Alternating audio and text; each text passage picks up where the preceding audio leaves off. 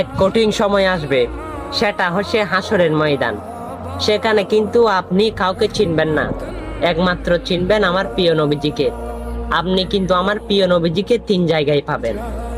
প্রথম জায়গায় হচ্ছে যখন আপনাকে ফেরেশতারা আপনার পাপ সম্পর্কে যখন মাপ দেওয়া হবে, সেই মিজানের পাল্লায় আপনাকে তোলা হবে।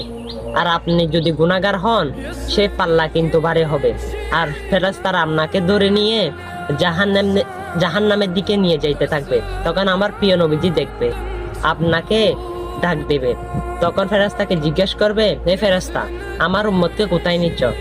ফেরেশতারা বলবে, ইয়া রাসূলুল্লাহ, তার পাপ কিন্তু বেশি, তাই তাকে জাহান্নামে দিচ্ছি।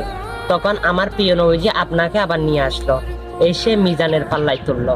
আমার প্রিয় নবীজির আঙ্গুলটা আপনার পাল্লার মধ্যে দিল, আপনার নেকির পাল্লা ভারী হয়ে গেল। হ্যাঁ।